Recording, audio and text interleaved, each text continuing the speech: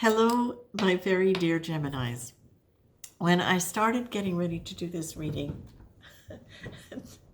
I saw you grabbing a tinfoil hat and putting it on your head. At first, it looked like a tinfoil hat. Then it was in the kitchen, and it's an upside down metal funnel. But the whole thing is okay. I understand. Okay, it turned from a tinfoil hat into a funnel because that's what the Tin Man was wearing, and the Tin Man didn't have a heart. But actually, he did all along. He just didn't know he wasn't tuning into it. So now that makes perfect sense to me. Because at first I thought, tinfoil, okay, you're being bombarded by other people's energy, and that may be true, but this is really more about you and how you process it. That's going to determine whether or not you feel bombarded or not. So here's the thing. The cards that you got are pleasure, play, and choose. How can that be any more clear? Let me explain it to you.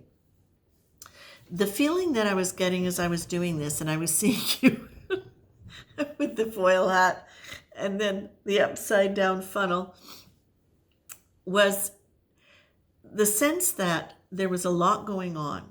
And what you were trying to do was find a way to be within it where you weren't compressed, where you weren't having to hunker down, where it wasn't as though you were kind of in a foxhole dealing with chaos. That's what it felt like. Excuse me. So as I'm looking at this, I'm thinking of a situation to explain how this would work. Gemini, we know that you like to be active. That's one of the things about your sign. You can be quite happy within the midst of many things going on at once that you're juggling. But what you're being told, now this is why the funnel and the Tin Man is super important here. It's really important that you start to discern in your heart what the nature of the pleasure is that you're getting from doing things when it is stretching you a little farther than maybe is good for you, but you haven't identified it as being not good for you.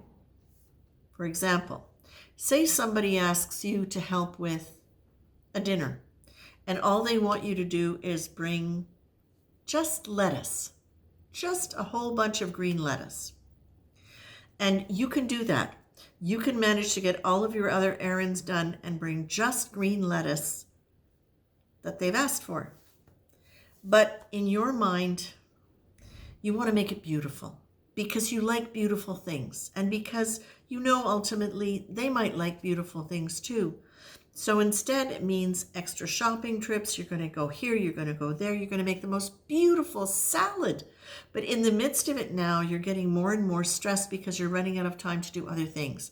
So there's two things going on. One is that there is the pleasure of making the beautiful salad and you're running on that. But there is another part of you that could settle in and say, is going that far when I have not been asked to go that far, and asked or contracted to, because it could be in terms of work as well. How is that making me feel in terms of my stamina, in terms of my fatigue, in terms of the attention that I can put to other things in my life? Where does that actually leave me physically feeling in my body when I do this? Yes, part of me will be pleased. That's that wonderful, airy, creative quality. But have you taken it to a point now where it actually is going to be robbing you of something that was not asked of? Like, you were not asked to do this, but you're doing it anyway. Why? And the why might just be because you haven't stopped to say, you know what? It's actually would be better for me right now, as much as I'd like to make it beautiful. I'm just going to go with the green lettuce because I actually have been really tired from everything else I'm doing. And I'd like to be able to just take my time and do whatever else I'm doing just a little bit slower so that I'm not quite so frantic and I don't get quite so shaky. So that's just an example of it.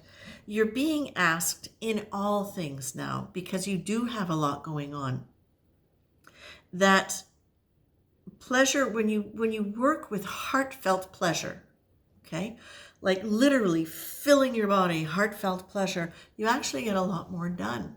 It doesn't lead you astray. It doesn't slow you down. Generally, working in that energy is a very high frequency. It tends to really increase creativity and stamina, and just fill you with a lot more energy that you can actively use. So there's that, but you're also being asked to play, which I like very much, because this kind of goes along with, yeah, you know what, maybe you don't have to make it a work of art. Maybe you can just have fun with it. Maybe you can do something, but it's a compromise, and you can just, put it in a silly bowl, or you can, I don't know, I'm being silly myself now with this. But the thing about play is it's really meant to be spontaneous and fun, and it's meant to be something where you don't worry about what things look like. And maybe that's part of it too, is don't worry about what things look like. And if you don't worry about things look like, and you take whatever the request or the contract is playfully, then how does it turn out? How can you deal with it spontaneously? Which typically you're very good at doing. You're very good at dealing with things spontaneously. But now you're being asked, okay? We got the Tin Man. Check in with your heart. Notice what your choices are. And start making choices based not just on, I would like it because it's beautiful, but I would like to do it, and I can do it without actually feeling as though I'm straining myself. Or I would like to do it, but actually, when I tune into my body and my state of mind, it would actually be better for me to be a little bit slower, okay? So that's just an example. And, it could work the other way around too, where tuning in means that you realize you want more activity. That's possible, although for Gemini, kind of unlikely. Anyway, that's it for this week, my friends. Remember, the Tin Man always did have a heart, and you can check in with yours. It's still there. We know it is with Gemini. Take care. Love you.